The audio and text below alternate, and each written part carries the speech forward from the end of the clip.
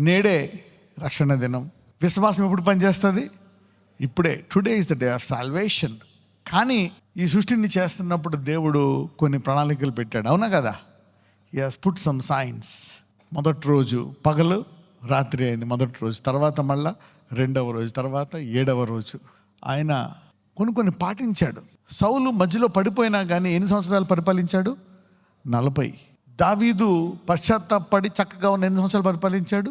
40. అంటే ఒక పరిపూర్ణముగా పరిపాలించాల్సిన వ్యక్తి రాజ్యాన్ని అంటే దేవుడు ఎన్ని ఇయర్స్ అని పెట్టాడు? 40. ఇజ్రాయేల్ని 40 సంవత్సరాలు నడిపించాడు. మోషేని 80 ఇయర్స్ తయారు చేశాడు. So God uses times. 12 మంది శిష్యులు పెట్టుకున్నాడు. ఆయన పరలోకంలో గుమ్మాలన్నీ 12, పునాదులన్నీ 12. ఒక దూత తన చేతితో కొలుస్తుందంట ఫర్లాంగులు. ఎన్ని ఫర్లాంగులు? 12 furlongs. So God uses some numbers and times. అలాగని ఒకవేళ నువ్వు టైంని పాటించావు అనుకోండి, పౌలు ఏమంటాడంటే దాన్ని బెగ్గర్లీ ఎలిమెంట్స్ అంటాడు. దానికి మనము బందీలు అవ్వకూడదు, దాన్ని బట్టి మనం తీర్పు తీర్చకూడదు. ఇంతకుముందు సబ్బాత్ దినాన్ని దేవుడే పెట్టాడు, ఆ రోజు విశ్రాంతి ఉండాలని. కానీ సబ్బాత్ దినాన్ని మరీ వాళ్ళు ఎక్కువగా ఆ రోజు ఒక మనిషి ఆకలేస్తున్నా కానీ ఆ వెన్నులు తుంచి పెట్టకూడదు, చనిపో అని దాన్ని తీవ్రంగా చేసినప్పుడు యేసుప్రభు వారు ఏం చేశారు? సబ్బాత్ దినం మనిషి కొరకు, మనిషి సబ్బాత్ దినం కొరకు కాదు, నేను దానికి కూడా దేవుడినే అని he has given some exemptions. దాన్ని మనం మళ్ళా మిస్యూజ్ చేయకూడదు. కొన్ని యాజకులు తినేది, అంతకుముందు మందసాన్ని ముట్టుకుంటే చనిపోయేవారు, ఆ యాజకుల దగ్గర ఉండే ఆ రొట్టె మట్టుకు తినకూడదు. కానీ దావీదు ఆకలేసి ఏం చేస్తాడు? తినేస్తాడు. మరి అలా తినకూడదని చెప్పిన అదే దేవుడు దావీదు అలా తిన్నాడు. నేను దావీదుకి ఏమి ఇచ్చానంటున్నాడు? కృప.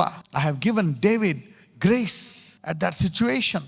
అంటే ఆయన ఏం చెప్తున్నాడు అంటే, నేను బోధకుడినే, మనుష్య కుమారుణ్ణే, కన్యక గర్భమందు పుట్టాను, ప్రవక్తనే, అపోస్తులనే. కానీ ఇంకొకటి చెప్తున్నాడు ఆయన, నా తండ్రి సమస్తము నా ద్వారా నా కొరకు ఆయన సమస్తాన్ని చేశాడు, ఇప్పటికీ నేనే దీనంతటినీ పరిపాలిస్తున్నాను. అంటే ఒక రకంగా ఆయనకు కొన్ని పేర్లు ఉన్నాయి, పేర్లు ఇచ్చేశాడు తండ్రి.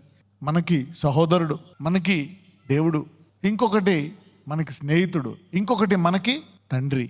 Is also our father. తండ్రే కాదా? ఆయన శిష్యులు ఏమంటాడు? ఒక్కొక్కసారి స్నేహితులు అంటాడు, ఒక్కొక్కసారి పిల్లలు. Father has given him that position. సమస్తము ఆయన ద్వారా ఆయన కొరకు సృష్టించాడండి. ఒకవేళ అందరూ మొక్కితే ముందు ఎవరికి మొక్కాలా? కుమారుడికి మొక్కాలా. అప్పుడు ఈ కుమారుడు సమస్తాన్ని ఎవరికి సమర్పిస్తాడు? తండ్రికి సమర్పించి తను కూడా తండ్రికి సమర్పించుకుంటాడు. అంతేగాని లూసిఫర్ లాగా నీకంటే నెక్కిపోతానని అన్నాడు అనమాట. అందుకనే మనకు ఒక్కొక్కసారి ఆయన జ్ఞాపకం చేస్తూ ఉంటాడు. He reminds us of all this things. ఐగుప్తు నుంచి వచ్చినటువంటి కాలము నుంచి చూసుకుంటే ఎన్నో జూబ్లీ అనుకున్నాం మనం. అది 70th జూబ్లీ అంటే జీవితకాలంలో ఒకసారి వస్తుందా? సృష్టి కాలంలో ఒకే ఒక్కసారి వస్తుంది. ఏ కాలంలో వస్తుంది? సృష్టి కాలంలో. అని ఒక దేవుని కుమారుని మనం అంగీకరిస్తే నీ జీవితంలో అప్పుడప్పుడు నువ్వు కొన్ని పొరపాట్లు చేస్తున్నా, అప్పుడప్పుడు ఎక్కువ ప్రార్థన చేస్తే పరిశుద్ధంగా ఉంటే దేవుని చిత్తంలో ఉన్నావు అనుకుంటాం. పొరపాటున ఏమన్నా తిట్టేసినా వచ్చేసిన తర్వాత రాత్రి ఈరోజు దేవుని చిత్తంలో లేను అనుకుంటాం. యేసుని అంగీకరిస్తే జీవితకాలము నేను ఆయన వెంబడిస్తానని అనుకున్న ప్రతి వ్యక్తి ఆయన సృష్టి ప్రణాళికలో ఉన్నట్టే. So don't be discouraged by things.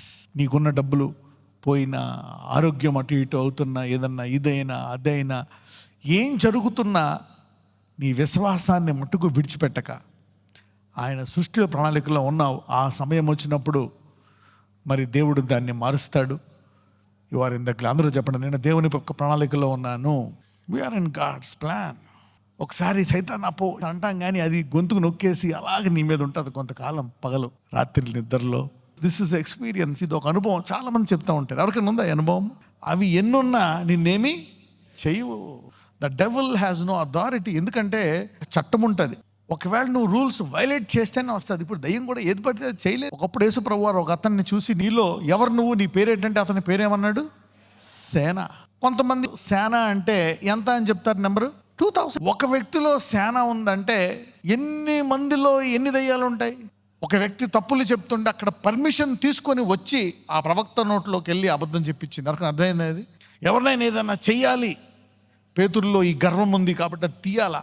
ఒకవేళ అలా చేసినా కానీ దేవుడు ప్రార్థించి తర్వాత అది నీ మేలుకే తప్ప దాని హానికి కాదు. విశ్వాసం ఒక గొప్పతనం. నీలో ఎన్ని చప్పుళ్ళు వచ్చినా, ఏం జరుగుతున్నా, ఏమున్నా, నువ్వు వేసిని గట్టిగా పట్టుకుంటే తుదకు నీకు వచ్చేది విజయం మాత్రమే. If God sends. అందుకే మనిషి పంపిస్తున్నప్పుడు కరెక్ట్గా ఒకసారి మనుషులు చెప్తాను. అందుకే చెప్తాను, ప్రాఫెసీ, వాక్యం ఇవన్నీ ఇచ్చినా వీటిని ఏం చేయాలంట? వెరిఫై చేయాలి. Prophecy has to be verified.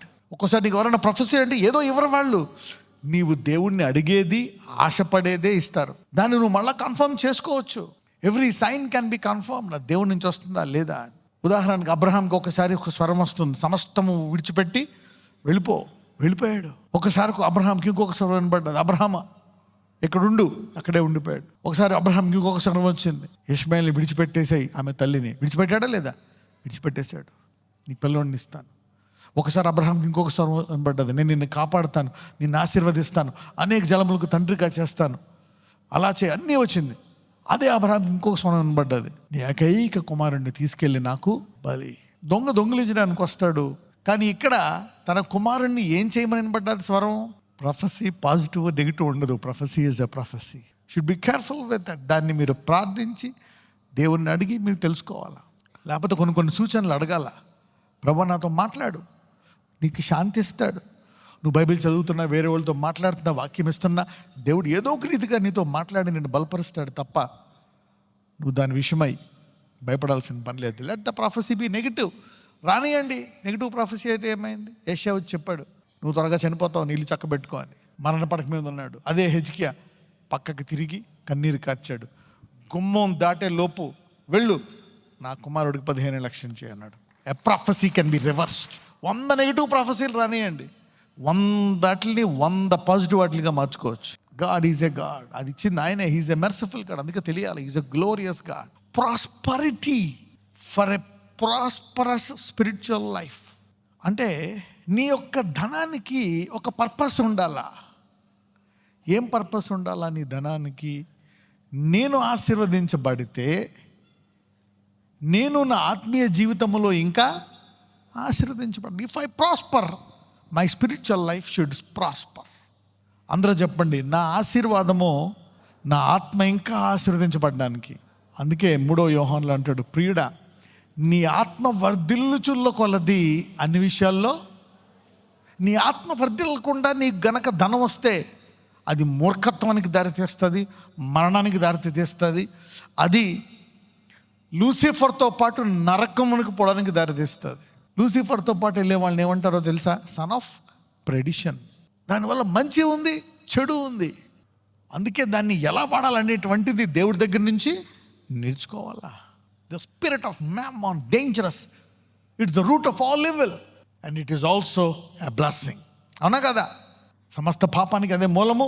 అనేక ఆశీర్వాదాలకు కూడా అది ఉపయోగపడుతుంది. ఆ ఇనప గడియను తలుపును బద్దలు కొట్టి మరి తెస్తాడు దేవుడు. ఆయన వాక్యాన్ని దివారాత్రము పట్టుకోవాలా. ప్రభువా నన్ను ఆశీర్వదించు, నాలో అసూయను తీసేయి, నేనే గ్రేట్ అనే గర్వాన్ని తీసేయి, రోషము కలిగి ఉంటాను ప్రభువా. Lord I will stand for you.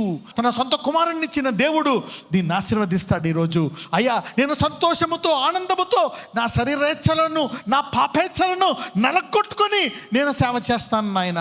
I will serve you lord. సంతోషముతో నీకు సేవ చేసే హస్తాలుగా వీరిని మార్చి ఆశీర్వదించమని నజరేయుడైన యేసు నామమున ప్రార్థిస్తున్నాము తండ్రి.